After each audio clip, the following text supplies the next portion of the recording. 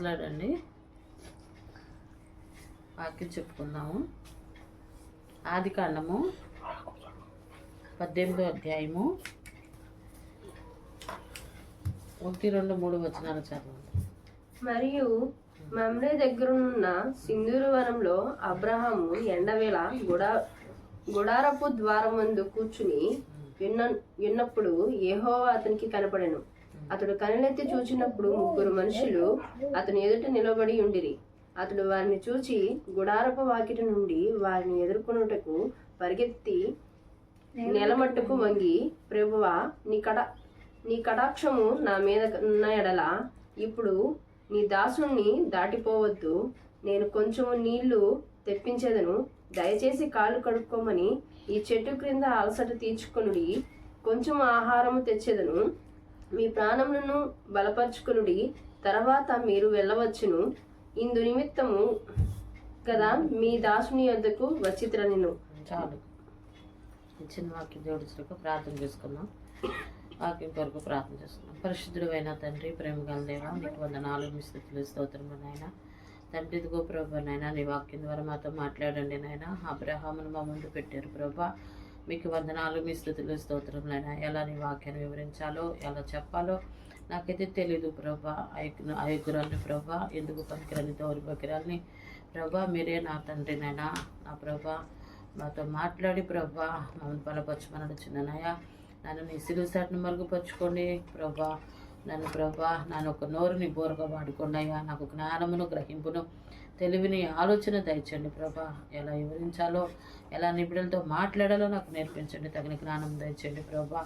యూట్యూబ్లో వాక్యం చూస్తున్న బిడ్డలను కూడా మీరు జ్ఞాపకం చేసుకోండి. వారితో మీరు మాట్లాడండి. ఎవరైతే వాక్యాన్ని చూస్తున్నారో, వింటున్నారో వారందరితో మీరు మాట్లాడి బలపరచండి ప్రభా. నీ స్తోత్రంలో నాయన.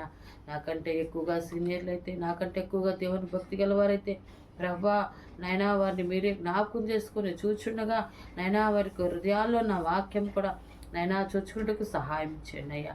సహాయం చేయండి, కృప చూపించండి ప్రభా. నీకు వందనాలు, స్తోత్రాలు అయ్యా. తెలియని వారైతే తెలుసుకుంటకు సహాయం ఇచ్చండి అయ్యా. మాతో ఉండండి ప్రభా, మాలో ఉండండి ప్రభా. నీకు వందనాలు, స్తోత్రాలు ప్రభా. ఇప్పటి వరకు మాకు తోడుకున్నారు. ఎన్నో వాక్యాలు యూట్యూబ్లో పెట్టాం ప్రభా. నీ స్తోత్రాలు. అన్ని విషయాల్లో మీరు మాకు తోడుకున్నారు. ఇప్పుడు కూడా మాకు తోడుకుని నడిపించమని, చిన్న ప్రార్థనని చేర్చుకుని ప్రతిఫలం దయచేయమని నా ప్రభు, నా రక్షణ యేసుక్రీస్తునామములో ఆచరణం గడి పెట్టుకుంటున్నాం తండ్రి. ఆమేన్. దేవునికి మహిమ కలుగుగాక. ఆదికాండము 18వ అధ్యాయము 1 నుంచి. మరియు మమ్రే దగ్గర ఉన్న సింధూర వనములో అబ్రహాము ఎండవేళ గుడారపు ద్వారమందు కూర్చుని ఉన్నప్పుడు యెహోవా అతనికి కనబడెను. ఎవరు కనబడారంట? యెహోవా అతనికి కనబడెను. అబ్రహాముకి యెహోవా కనబడ్డాడంట. యెహోవా అతనికి కనబడెను. ఎక్కడ కూర్చున్నాడు? మామ్రే దగ్గరనున్న సింధూర వనములో అబ్రహాము ఎండవేళ. ఎప్పుడు? ఎండవేళ గుడారపు ద్వారమందు కూర్చుని అప్పుడు యెహోవా అతనికి కనబడెనంట. యెహోవా అతనికి కనబడెను. అతడు కన్నులెత్తి చూచినప్పుడు 3 మనుషులు అతని ఎదుట నిలవబడి ఉండిరి. ఎంతమంది? 3 మనుషులు. 3 మనుషులు కన్నులెత్తి చూసినప్పుడు 3 మనుషులు అతని ఎదుట నిలవబడి ఉండిరి. అతడు వారిని చూచి గుడారపు వాకిట నుండి వారిని ఎదుర్కొనుటకు పరిగెత్తి నేల మట్టుకు వంగి ఏం చేశాడు? అక్కడ పరిగెత్తాడు. ఏం చేశాడు? పరిగెత్తి ఏం చేశాడు? నేల మట్టుకు వంగాడంట. నేల మట్టికి వంగి నమస్కారం చేశాడంట. చూసావా? నేల మట్టుకి వంగి, ప్రభువా, నీ కటాక్షము నా మీద నున్న ఎడల ఇప్పుడు నీ దాసుని దాటిపోవద్దు. ఇప్పుడు నీ దాసుని దాటిపోవద్దు అని చెప్తున్నాడు. అడుగుతున్నాడు దేవుణ్ణి. అంటే ఎంత విశ్వాసంతో పరిగెత్తాడు చూడు అబ్రహాము. ఎంత విశ్వాసంతో పరిగెత్తాడు. ఎంత వయసు అయింది? వయసుడా? కుర్రోడా? యవనస్తుడా? మరి ఆయన వృద్ధుడు కానీ పరిగెత్తుకుంటూ వెళ్ళి నమస్కరించి మరి ఎలా వంగాడు? నేల మట్టుకు నమస్కారం చేశాడంట. మనం నేల మట్టుకు నమస్కారం చేయగలుగుతున్నామా? మన సేవకులు వస్తే మనం గౌరవిస్తున్నామా? మనం ఎట్లా మాట్లాడుతున్నామో మన విశ్వాసం ఎలా ఉంది మనం పరీక్షించుకోవాలి. నిజంగా ఆనాడు ఈ భక్తులు విశ్వాసముతో భక్తితో దేవుని మాటకు లోబడ్డారు. వాళ్ళు దేవుని మాటకి లోబడి ఏదైతే అబ్రహాముకి దేవుడు చెప్పాడో అది చేసుకుంటూ వచ్చాడు. అబ్రహాము ఏదైతే దేవుడు చెప్పాడు, దేవుడు ఆ రోజుల్లో దేవుడు ఏదైతే ఇది చెయ్యి అన్నాడు అబ్రహామును అది చేసుకుంటూ వచ్చాడు. దేవుడు చెప్పింది చేసుకుంటూ వచ్చాడు కాబట్టి అబ్రహాముకి దేవుడు తోడుగా ఉన్నాడు. దేవుడు తోడుకున్నాడు. ఇక్కడ ఏమంటున్నాడంటే, అందుకే నేను ఎల్లప్పుడూ నేల మట్టుకు వంగి, ప్రభువా నీ కటాక్షం నా మీద నున్న ఎడల ఇప్పుడు నీ దాసుని దాటిపోవద్దు, వెళ్ళిపోవద్దు. మీరు నన్ను దాటి మీరు వెళ్ళిపోవద్దు. ఎందుకు వెళ్ళిపోవద్దు అంటున్నాడు? వాళ్ళు వచ్చారు. వాళ్ళు వచ్చినప్పుడు వారికి ఏమన్నా పెట్టాలి, వారి కడుపులు నింపాలి, వారిని తృప్తిపరచాలి. వారికి నేనున్నాను, అబ్రహాం అనేవాడు ఇక్కడ ఉన్నాడు, ఇది దాటి వెళ్ళిపోతే మాకేం పెట్టలేదే అని అనుకోవద్దు. అబ్రహాము విశ్వాసాన్ని దేవుడు విశ్వాసాన్ని పరీక్షిస్తున్నాడు అన్నమాట. అందుకే ఇక్కడ ఏమంటున్నాడంటే, మీరు వెళ్ళిపోవద్దు, మీరు దాటి వెళ్ళిపోవద్దు, కొంచెము నీళ్లు తీసుకోమంటున్నాడు. ఏం తీసుకోమంటున్నాడు? కొంచెము నీళ్లు తీసుకోండి, కొంచెం ఆహారం తీసుకోండి. ఇదిగో మీ పాదములు కడుక్కోటానికి నీళ్ళు ఇస్తున్నాను, ఆ నీళ్లతో మీ పాదములు కడుక్కోండి అంటున్నాడు. చూసావా? ఇక్కడ అది చదువు. నేను కొంచెం నీళ్లు తెప్పించదను, దయచేసి కాళ్ళు కడుక్కుని ఈ చెట్టు కింద అలసట తీర్చుకోండి. మీరు వెళ్ళిపోవద్దు, మీరు నన్ను దాటి వెళ్ళిపోవద్దు, అని చెప్పేసి బ్రతిమలాడుకుంటున్నాడు. ఆయన నేల మట్టుకు వంగి బ్రతిమలాడుకుంటున్నాడు. చూసావా? మన విశ్వాసం ఎలా ఉంది, మన భక్తి ఎలా ఉంది? అబ్రహాము విశ్వాసాన్ని ముందు పెట్టుకుంటే మన భక్తి ఎందుకు పనికిరాదు? మన విశ్వాసం ఎందుకు పనికిరాదు? అందుకే ఇక్కడ ఏమంటున్నాడు? నేల మట్టుకి వంగి నమస్కారం చేసి కొంచెము నీళ్ళు నేను తీసుకొస్తున్నాను, మీరు కాళ్ళు కడుక్కోండి అంటున్నాడు. కాళ్ళు కడుక్కొని ఈ చెట్టు క్రింద అలసట తీర్చుకోమంటున్నాడు. అలసిపోయారా వాళ్ళు నడిచి అలసిపోయారా వాళ్ళు దారిన నడుచుకుంటూ వచ్చేప్పటికి వాళ్ళకి అలసట వచ్చిందా? ఏమో మనకు తెలియదు. అబ్రహాముకైతే తెలుసు. అప్పుడు ఆనాడు అబ్రహాము చూశాడు కాబట్టి ఆయన అలసట తీర్చుకోమంటున్నాడు. మమ్రే దగ్గర కూర్చుని ఆ చెట్టు క్రింద ఆ నీడి కింద కూర్చుని అలసట తీర్చుకోమంటున్నాడు. అలసట తీర్చుకోమని ఆ చెట్టు క్రింద కూర్చొని అలసట తీర్చుకోండి, కొంచెం ఆహారము తెచ్చేదను. ఏమంటున్నాడు? కొంచెము ఆహారం తెచ్చేదను, మీ ప్రాణములను బలపరచుకొనుడి, తర్వాత మీరు వెళ్ళవచ్చును అంటున్నాడు. కొంచెం ఆహారం తెచ్చుకోమంటున్నాడు. తెస్తాను అంటున్నాడు అబ్రహాము. కొంచెం ఆహారం నేను తీసుకొస్తాను, అది మీరు తిని అలసట తీర్చుకొని మీరు అది తిని వెళ్ళిపోండి అంటున్నాడు. బలపరచుకొనుడి, తర్వాత మీరు వెళ్ళవచ్చును అంటున్నాడు. ఇందు నిమిత్తము కదా మీ దాసుని యొద్దకు వచ్చితిరా నేను. ఇందు నిమిత్తమే కదా అంటే నేనేమన్నా పెడతానా పెట్టనా? చూసా, పరీక్షిస్తున్నాడు దేవుడు. పరీక్షిస్తాకే వచ్చాడని అబ్రహాం కనిపెట్టాడు. అంటే మనకేమన్నా పెట్టగలడా, చేయగలడా? చూస్తూ విడిచిపెట్టేస్తాడా, వెళ్ళిపోమంటాడా? చూసావా? దేవుని యొక్క ఆలోచన వేరు, దేవుని యొక్క తలంపులు వేరు, దేవునికి ఉద్దేశాలు వేరు. అది దేవుని నమ్ముకున్న బిడ్డలకే అర్థమైద్ది అన్నమాట. దేవుని నమ్ముకున్న బిడ్డలకే అది అర్థమైద్ది. ఆయన వాక్యానికి లోబడే వారికే అర్థమైద్ది. ఆయన మార్గం నడిచే వారికి అర్థమైద్ది. దేవుని చిత్తం ఏంటో తెలుసుకునేవారుగా ఉంటారు. అబ్రహాము దేవుని చిత్తంలో తెలుసుకున్నాడు. నీవు వచ్చి భోజనం చేయమంటున్నాడు, నేను తీసుకొచ్చేది తినండి అంటున్నాడు. అదే చదువు ఇక్కడ. ఇందు నిమిత్తమే కదా మీరు మీ దాసుని యొద్దకు వచ్చిదిరా నేను. వారు నీవు చెప్పినట్లు చేయమనగా అబ్రహాము గుడారంలోనున్న శారాయి యొద్దకు త్వరగా వెళ్ళి నీవు త్వరపడి 3 మానుకల మెత్తని పిండి తెచ్చి పిసికి రొట్టెలు చేయమని చెప్పాను. చాలు. అయితే ఇక్కడ ఏమంటున్నాడు? అబ్రహాము గుడారంలోనున్న శారా యొద్దకు త్వరగా వెళ్ళి. ఎలా వెళ్ళాడు? త్వరగా వెళ్ళాడు. ఆయన కుర్రోడు కాదు, 80 సంవత్సరాలు వృద్ధాప్యంలో ఉన్నవాడు, కుర్రోడు కాదు. కానీ ఆయన ఎలా వెళ్ళాడు? పరుగెత్తుకుంటూ వెళ్ళాడు. త్వరగా వెళ్ళి నీవు త్వరపడి 3 మానికల మెత్తని పిండి తెచ్చి పిసికి రొట్టెలు చేయమను. 3 మానికలు అంటే చూసావా, 3 మానికలు పిండి అంటే మాటగా. ఈ రోజుల్లో 1 కేజీ పిండి చేయటానికే కష్టపడిపోతాం మనం. ఒక పావు పిండిని పిసికి రొట్టెలు చేయటానికే మనం అలసి వచ్చేస్తుంది మనకి. కానీ తన భార్య 3 మానికల పిండి పిసికి రొట్టెలు చేసింది, రొట్టెలు చేసి వారికి పెట్టింది అన్నమాట. అందుకే ఇక్కడ ఏమంటున్నంటే మరలా ఇంకేం చేశాడు, మరియు అబ్రహాము పశువుల మందకు పరిగెత్తి ఒక మంచి లేత దూడను తెచ్చి ఒక పనివానికి అప్పగించెను. వాడు దాన్ని త్వరగా సిద్ధపరచెను. ఏం తెచ్చాడు అక్కడ? మరియు అబ్రహాము పశువుల మందకు పరిగెత్తి, మళ్ళీ అక్కడ పరిగెత్తాడు. ఎన్నిసార్లు పరిగెత్తాడో చూసావు అబ్రహాము.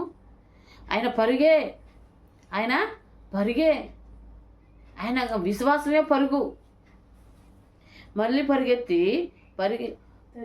తరువాత అతడు వెన్నని పాలను తాను సిద్ధము చేయించిన దూడను తీసుకొచ్చింది చెప్పు పెట్టి వారు భోజనము చేయుచుండగా వారి యొద్ద ఆ చెట్టు క్రింద నిలుచుండెను. మరియు అబ్రహాము పశువుల మందకు పరిగెత్తి ఒక మంచి లేత దూడను తెచ్చి ఒక పనివానికి అప్పగించాడంట. ఒక పనివానికి అప్పగించి వాడు దాన్ని త్వరగా సిద్ధపరిచాడంట. ఎలాగో అన్నీ త్వరగా సిద్ధపరిచి తర్వాత అతడు వెన్నను పాలను తాను సిద్ధము చేయించిన దూడను తెచ్చి వారి ఎదుట పెట్టి వారు భోజనము చేయించుండగా వారి ఆ చెట్టు క్రింద నిలుచుండెను అంట. చూసావా ఎంత త్వరగా చేస్తే అయినాయి ఆ రోజుల్లో పనులు. 3 మానికలు అంటే మాటలా. ఒక దూడను తీసుకొచ్చి గబగబా కోసేసి మరి భోజనం సిద్ధపరచడం అంటే మాటలా. ఎంత తొందరగా ఆయన పరిగెత్తుకుంటా భార్య దగ్గరికి వెళ్ళాడు, ఎంత తొందరగా పరిగెత్తుకుంటా దూడ దగ్గరికి వెళ్ళాడు, ఎంత తొందరగా పిండి తెచ్చి భార్య దగ్గరికి వెళ్ళి చెప్పి మరి దేవుని పాదాల దగ్గర సాగిలు పడ్డాడు. త్వరగా సారేందుకు త్వరగా పరిగెత్తాడు. ఆయన త్వరగా చేయటం వల్లనే ఆ త్వరగా చేయాలంటే విశ్వాసం ఉండాలి.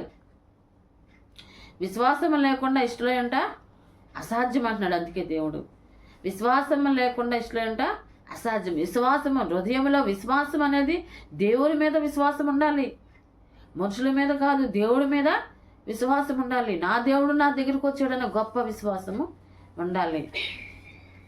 దేవుడు మీ దగ్గరికి వచ్చినప్పుడు భోజనం పెట్టాలనే తపన మీకు ఉండాలి. దేవుడు మీ దగ్గరికి వచ్చినప్పుడు మీ హృదయంలో తలుపు తీయాలి, మీ హృదయం అనే తలుపును తీయాలి. దేవుడు మీ దగ్గరికి వచ్చినప్పుడు దాటి వెళ్ళొద్దు ప్రభు అని చెప్పాలి. మనం చెప్పేవారుగా ఉన్నామా, గ్రహించేవారుగా ఉన్నామా? మన విశ్వాసం ఎలాగుంది పరీక్షించుకోండి ఒకసారి. అబ్రహాం విశ్వాసం ఎలాగుంది? తొందరగా పరిగెత్తాడు ఆయన. 80-85 సంవత్సరాలు, 100 సంవత్సరాలకి ఆయన పరిగెత్తుకుంటూ వెళ్ళాడు. మన వయసు ఎంత? మనం పరిగెత్తుతామా? ఏదన్నా పని చెప్తే నిమ్మక నీళ్ళు వేసినట్టుగా చేద్దామా వద్దా మన విశ్వాసము చూసే ఎట్ట ఉందో ఆ రోజుల్లో అబ్రహాం విశ్వాసం చూసే ఎలాగుందో. అబ్రహాము విశ్వాసము, అందుకే విశ్వాసులకి తండ్రి అయ్యాడు ఆయన. విశ్వాసులకి తండ్రి ఎవరు? అబ్రహాము. అందుకే ఇక్కడ ఏమంటున్నాడంటే త్వరగా వెళ్ళి తీసుకొచ్చి 9వ వచనం చదువు. వారతనితో నీ భార్య అయిన శారాయి ఎక్కడుందని అతడు అడగగా అతడు అదిగో గుడారంలో ఉన్నదని చెప్పాను. గుడారంలో దాని భార్యని అడుగుతున్నాడు దేవుడు. నీ భార్య ఎక్కడుంది? ఇవన్నీ ఎవరు చేశారో? నీ భార్య చేసిందా లేకపోతే ఎవరన్నా చేపించావా, నువ్వే చేసావా అన్నట్టుగా. నీ భార్య ఎక్కడుంది? భార్య ఇంటిలో ఉండి తొంగి చూస్తుందంట. అదిగో గుడారంలో ఉన్నదని చెప్పాను. అందుకైన మీ ఎదుటికి ఈ కాలమున నీ యొద్దకు నిశ్చయముగా మరలా వచ్చేదను, అప్పుడు నీ భార్య అయిన శారాకు ఒక కుమారుడు కలుగునని చెప్పాను.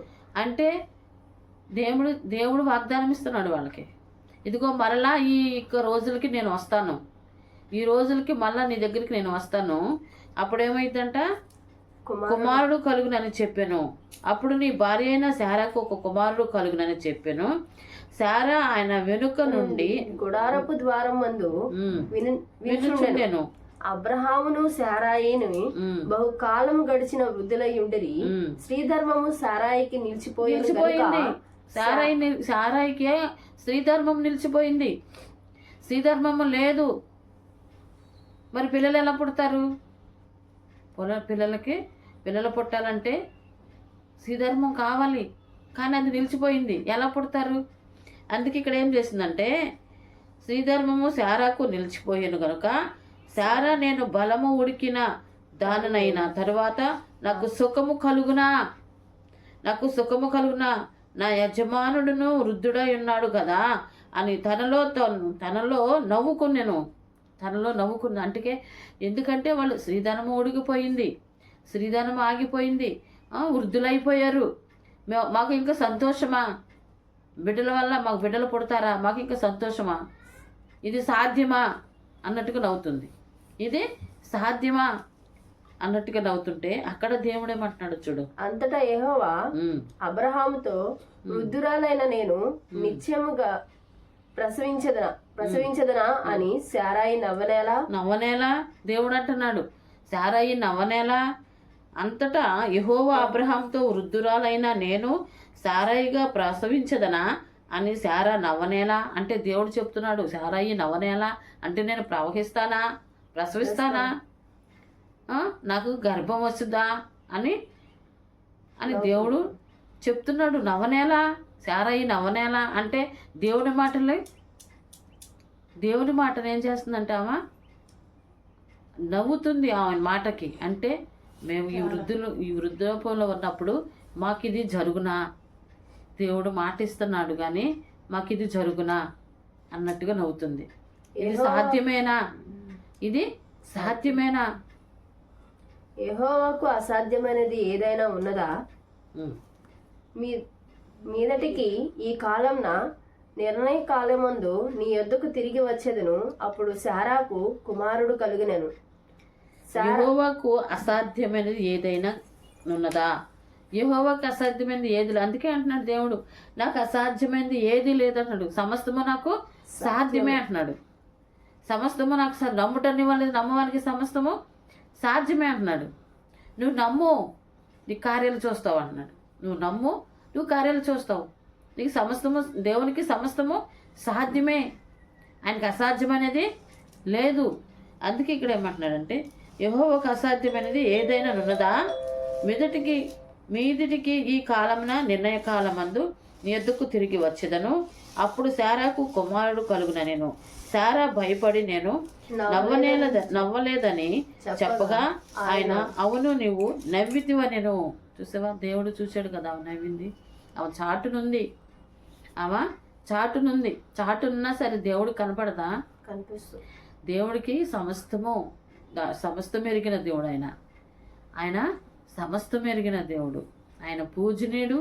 ఆయన మరి ఈ లోకాన్ని సృజించినవాడు, మనుషులు పుట్టించినవాడు. మనం ఎక్కడ ఏ చాటునున్నా కానీ ఆయన గుర్తించేవాడు. ఆయనకి అసాధ్యమైంది ఏది లేదు, ఆయన చేయగలడు. నవ్వింది అని చెప్తున్నాడు దేవుడు. అందుకే నమ్ముటని వెళ్తే నమ్మడానికి సమస్తము సాధ్యం అన్నాడు. అబ్రహాం ఏమని చేశాడు? అంత విశ్వాసముగా అబ్రహాం ఉన్నప్పుడు పరుగు పరుగున భార్య దగ్గరికి వెళ్ళాడు. పరుగు పరుగున మరి అబ్రహాం పశువుల దగ్గరికి వెళ్ళాడు. పరుగున దేవుని దగ్గరికి వచ్చి ఆ యొక్క వంటని సిద్ధపరిచి తీసుకెళ్ళి వారికి పెట్టాడు. వారికి పెట్టినప్పుడు ఆ యొక్క విశ్వాసాన్ని ఎంత కాపాడుకున్నాడు అబ్రహాము? విశ్వాసాన్ని కాపాడుకున్నాడా లేదా? విశ్వాసాన్ని కాపాడుకున్నాడు. అందుకే రోమిలికి రాసిన పత్రికలో అబ్రహాం గురించి ఒక మాట ఉంటుంది. రోమిలికి రాసిన పత్రిక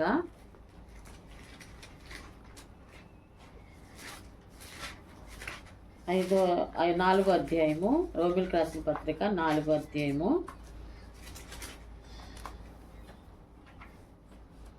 17 నుంచి చదవండి. తాను విశ్వసించిన దేవుని ఎదుట అనగా మృతులను సజీవులుగా చేయువాడును లేని వాటిని ఉన్నట్లుగానే పిలుచువాడునై దేవుని ఎదుట అతడు మనకందరికి తండ్రి అయి ఉన్నాడు ఇందును గూర్చి నిన్ను అనేక జనములకు తండ్రిగా నియమించి తినని వ్రాయబడి ఉన్నది. నీ సంతానము ఇలాగ ఉండునని చెప్పిన దానిని బట్టి తాను అనేక జనములకు తండ్రి అగునట్లు నిరీక్షణకు ఆధారము లేనప్పుడు అతడు నిరీక్షణ కలిగి నమ్మాను. చూసావా, నిరీక్షణ లేక ఆధారం లేదంట, నిరీక్షణకు ఆధారం లేదంట. అయినా సరే ఆయన నమ్మాడు. నిరీక్షణకు ఆధారం లేదంటే ఏంటి?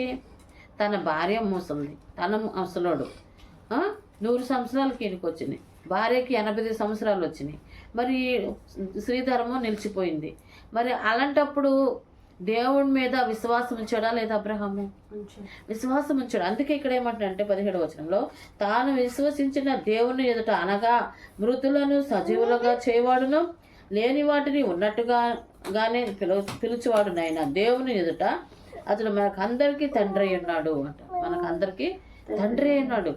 తండ్రి అయినట్టు ఇందును గూర్చి నిన్ను అనేక జనములకు తండ్రిగా నియమించితిని అని వ్రాయబడి ఉన్నది. నీ సంతానం ఇలాగునునని చెప్పిన దాన్ని బట్టి తాను అనేక జనములకు తండ్రి అగునట్లు నిరీక్షణకు ఆధారం లేనప్పుడు అతడు నిరీక్షణ కలిగి నమ్మెను. అనేకులకు తండ్రిగా ఉన్నాడు ఆయన. ఎవరికి? ఒకరికి కాదు, ఆయన సంతానానికే కాదు తండ్రి ఆయన. ఇప్పుడు అనేక మందికి తండ్రిగా ఉన్నాడు. దేవుని నమ్ముకున్న బిడ్డలందరికీ తండ్రిగా ఉన్నాడు అబ్రహాము. చూసావా, చారా నమ్మింది ఆ రోజున. చారా నమ్మింది. ఇది సాధ్యమేనా? ఇది మా వల్ల జరుగుద్దా అన్నట్టుగా నవ్వింది. కానీ దేవుడు అది జరిగించి తీర్చాడు. అందుకే దేవుడు మాట అవునంటే అవును, కాదంటే కాదు. ఆయన మాట ఇచ్చాడంటే నెరవేర్చే దేవుడు. నెరవేర్చే దేవుడు ఆయన. నేను మాట తప్పటానికి నేను మనుషుడును కాను అంటున్నాడు ఆయన. నేను మాట తప్పటానికి నేను మనుషుడు కాదని. 8వ అధ్యాయం కీర్తన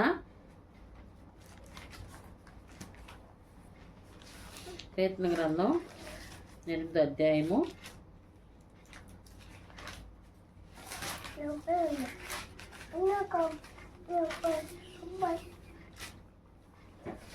'నీవు నరపుత్రుని దర్శించకు వాడేపాటి వాడు, దేవుని కంటే వాడిని కొంచెంగా తక్కువగా చేసి ఉన్నావు, మహిమ ప్రభావంతో వారికి కిరీటము ధరింపచేసి ఉన్నావు.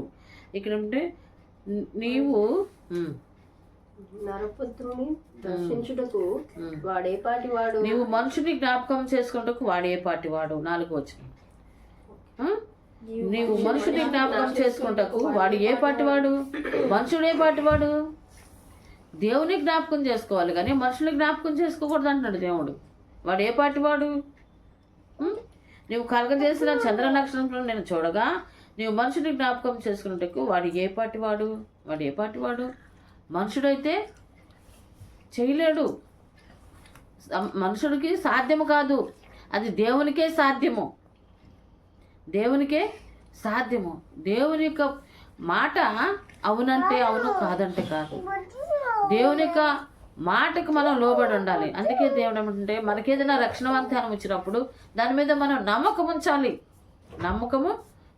రక్షణ వాగ్దానం దేవుడు ఇచ్చినప్పుడు మనకి ఆ నమ్మకం, ఆ రక్షణ వాగ్దానం మీద మనం నమ్మకం ఉంచాలి. దేవుడు నాకు ఈ వాగ్దానం ఇచ్చాడు, ఈ వాగ్దానం ద్వారా దేవుడు నాకు సహాయం చేస్తాడు, నాకు తోడుగా ఉంటాడు. మీరు ప్రార్థన చేసినప్పుడల్లా వాగ్దానాన్ని ఎత్తిపట్టి ప్రార్థన చేయాలి. వాగ్దానం ఇచ్చింది దేనికి? మీకు వాగ్దానం ఇచ్చింది దేనికి? ఎత్తిపట్టి ప్రార్థన చేయటానికే, దాన్ని మూలన పెట్టడానికి కాదు. వాగ్దానం తీసుకెళ్ళి సాపలో చుట్టేసి పక్కన పెట్టడానికి కాదు, ఎత్తిపట్టి ప్రార్థన చేయటానికే.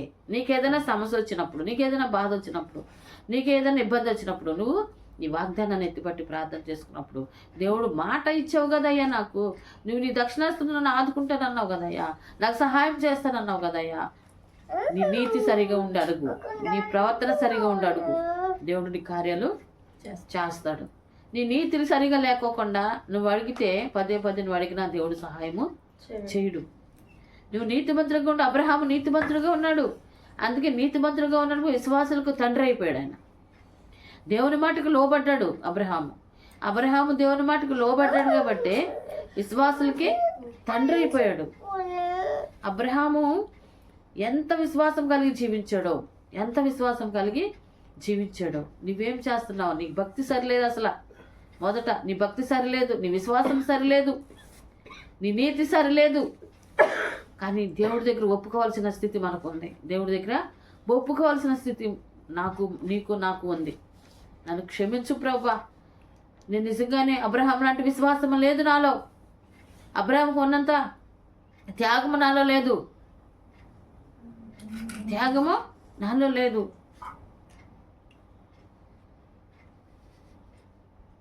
తండ్రివైన దేవా, అబ్రహాము, ఇసాకు, యాకోబుల దేవా, మీరు మాకు తోడుగా ఉండి నడిపించి మీ నామనికే మహిమ తెచ్చుకోమని అడుగుచున్నానయ్యా అని దేవుడిని అడిగి మేలు పొందుకున్నారుకుంటే, దేవుని కృపయందు దేవుని చిత్తమేంటో గుర్తెరిగేవారుగా